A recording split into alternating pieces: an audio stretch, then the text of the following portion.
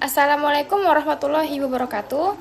Perkenalkan, kami dari kelompok 8. Di sini kami akan ngejelasin materi tentang web mining dan kaitannya dengan data digital di era sekarang. Oke, langsung saja kita mulai. Perkenalkan, nama saya Nabila Zakia dengan NPM 24510120023. Oke, jadi langsung aja kita masuk ke slide yang berikutnya. Jadi di sini aku bakal ngejelasin tentang latar belakangnya. Oke, jadi teman-teman, di era sekarang perkembangan internet sama media sosial itu kencang banget ya. Nah, akibatnya jumlah data digital itu tumbuh super cepat setiap harinya. Jadi nggak cuma teks aja, tapi juga ada gambar, video, hyperlink, sampai interaksi antar pengguna. Nah, jadi data sebanyak ini tuh sebenarnya bisa dianalisis buat dapetin insight yang penting. Lalu ada dua pendekatan yang biasanya dipakai organisasi atau bisnis. Yang pertama ada web mining buat ngambil informasi dari konten dan pola penggunaan web. Lalu yang kedua ada sosial media analisis buat analisis opini, sentimen, dan perilaku pengguna. Jadi dengan dua pendekatan ini, perusahaan bisa ngerti tren, mengukur efektivitas kampanye digital, dan bikin keputusan berbasis data yang lebih akurat. Nah, di slide ini aku bakal ngejelasin tentang definisi web mining. Jadi kita masuk ke materi inti. Apa sih web mining itu? Jadi web mining adalah proses penerapan teknik data mining buat nemuin pola dan ngestrak informasi otomatis dari data yang ada. Data-datanya itu bisa dari dokumen web, layanan web, hyperlink, sampai log server. Web mining juga itu lebih dari sekedar ngumpulin data, tapi dipakai buat ngubah data menjadi data insight yang punya nilai, kayak perilaku pengguna, tren, dan dinamika industri digital. Nah, lalu web mining itu terbagi menjadi 3 kategori utama. Yang pertama ada konten mining. Ini tuh fokusnya ke ekstraksi informasi dari konten web, misalnya teks, gambar, audio, video. Tujuannya buat ngambil makna seperti ulasan pelanggan, artikel, deskripsi produk, dan sejenisnya. Lalu yang kedua ada structure mining. Kalau ini lebih ngeanalisis hubungan antar halaman, misalnya halaman mana yang sering terhubung, pembentukan graf situs, atau ranking halaman kayak page rank. Lalu yang ketiga ada usage mining. Nah, kalau yang ini fokusnya ke pola penggunaan pengguna. Datanya dari log server, klik pengguna, atau riwayat akses. Biasanya dipakai buat rekomendasi produk, segmentasi pengguna, atau analisis preferensi pengunjung situs. Nah, terus gimana sih proses kerja web mining itu? Jadi secara garis besar ada beberapa tahap. Tahap yang pertama kayak pengumpulan data. Jadi data itu dikumpulkan dari web sesuai kebutuhan. Lalu tahap yang kedua ada pra-pemrosesan. Jadi data itu dibersihin dulu, buang duplikasi noise atau data yang nggak relevan. Lalu yang ketiga ada pemilihan pola. Nah, di tahap ini algoritma tertentu dipakai buat nyari pola dari data yang tadi kita cari. Lalu yang keempat ada evaluasi pola. Pola yang ketemu tuh dianalisis apakah berguna atau enggak. Lalu yang kelima ada visualisasi. Terakhir hasilnya disajiin dalam bentuk grafik, tabel, atau insight yang mudah dipahami buat mengambil keputusan perusahaan atau yang lainnya. Jadi, sosial media analitik adalah proses mengumpulkan dan menganalisis data dari media sosial seperti Instagram, Twitter, dan LinkedIn. Tujuannya untuk memahami opini publik, melihat perilaku pengguna, menilai kesadaran merek, dan membantu perusahaan mengambil keputusan yang tepat. SMA biasanya digunakan teknik seperti data mining, machine learning, dan statistik untuk membaca percakapan online. Ada beberapa teknik dalam social media analitik. Yang pertama ada social listening. Ini tuh tentang bagaimana percakapan online tentang brand, termasuk mention, trending topic, dan komentar pengguna. Yang kedua ada sentiment analysis. Ini tuh menilai nada percakapan yang ada di internet. Apakah orang itu menggambarkan brand itu dengan nada positif, negatif, atau netral. Yang ketiga, konten dan network analysis. Konten analisis itu mencari topik atau tema yang relevan dan sering muncul. Nah, kalau social network analysis itu tuh kayak melihat hubungan antar pengguna untuk tahu siapa influencer yang paling aktif menyebarkan konten misalnya. Ada beberapa contoh penerapan SMA di perusahaan. Yang pertama, perusahaan Coca-Cola.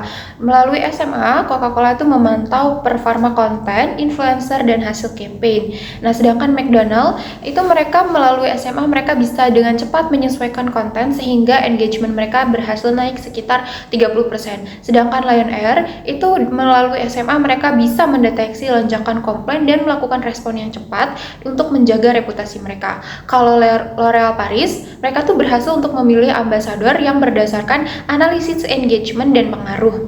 Nah, kemudian Telkom itu menganalisis sentimen negatif saat terjadi gangguan jaringan untuk mendeteksi kerugian mereka dan jumlah pelanggan yang pindah. Masuk ke studi kasus, jadi tanggal 9 April 2017, penerbangan United Airlines ini kelebihan penumpang karena mereka butuh 4 kursi tambahan untuk kru yang harus dipindahkan ke kota lain.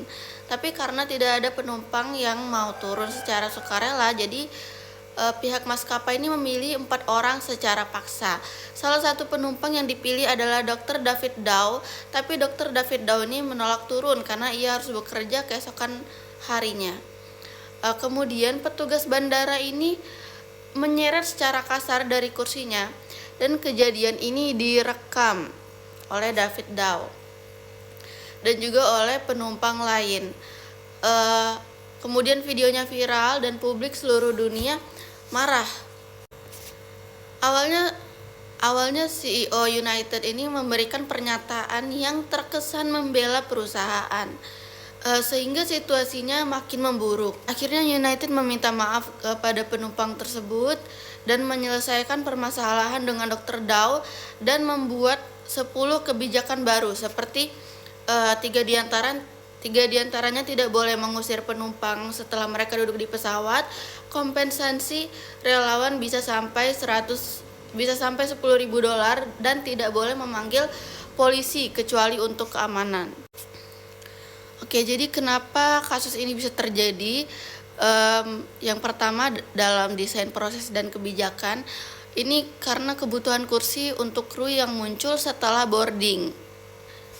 Selanjutnya ada insentif tidak selaras, yaitu fokus ke load factor dan efisiensi kursi. Jadi pengalaman pelanggan, tawaran kompensasi sukarela tidak cukup untuk memicu relawan. Selanjutnya ada dari kesenjangan analitik operasional, yaitu prediksi no show dan kebutuhan kru tidak terhubung ke keputusan real time di gate. Mereka juga tidak memasukkan reputational cost dan potensi viral. Selanjutnya ada dari kegagalan komunikasi krisis awal, yaitu respons airlines yang defensif bertentangan dengan SCCT yang menuntut pengakuan tanggung jawab plus aksi korektif cepat. Selanjutnya yang terakhir ada dari dinamika media sosial. Jadi video first person yang memicu gelombang negatif itu EOM dan implikasi emosi publik. Jadi beberapa solusi yang mungkin bisa dilakukan United Airlines. Yang pertama adalah larangan mengatur setelah boarding. Jadi penumpang yang sudah duduk tidak boleh dipaksa turun dan kru pesawat harus dijadwalkan boarding. Harus dijadwalkan sebelum boarding. Yang kedua ada kompensasi dinamis. Jadi maskapai sebaiknya menawarkan imbalan yang terus naik sampai ada penumpang yang sukarela untuk turun. Selanjutnya ada yang ketiga, pertimbangan biaya reputasi. Keputusan soal overbooking tidak hanya dihitung dari kursi kosong dan juga biaya kompensasi, tapi juga dari risiko kerugian reputasi jika terjadi kasus viral. Yang keempat ada tim khusus penanganan konflik. Maskapai perlu membentuk tim khusus untuk menyelesaikan masalah dengan penumpang tanpa melibatkan polisi. Polisi hanya dipanggil kalau ada ancaman keselamatan. Dan yang terakhir ada komunikasi krisis yang tepat. Perusahaan harus cepat mengakui kesalahan, menyampaikan permintaan maaf dengan empati, dan menjelaskan langkah yang menjelaskan langkah perbaikan yang jelas. Jangan defensif dan pastikan pesan harus disampaikan di semua media. Pelajaran manajerial dari kasus ini, yang pertama, KPI tidak hanya soal kursi terisi tapi juga reputasi. Yang kedua, respons harus cepat menentukan arah krisis. Yang ketiga, data harus digunakan untuk operasi dan pemantauan publik. Yang keempat, petugas lini depan perlu kewenangan memberi solusi. Yang kelima, krisis harus menjadi bahan evaluasi dan pembelajaran organisasi. Itu dia studi kasus kita tadi, dan kesimpulannya dari kasus ini, Kasus United Airlines ini menunjukkan bahwa kebijakan yang salah dan komunikasi krisis yang buruk dapat merusak reputasi secara cepat. Perusahaan harus mengutamakan kepuasan pelanggan sejajar dengan efisiensi operasional agar krisis serupa tidak terulang. Sekian.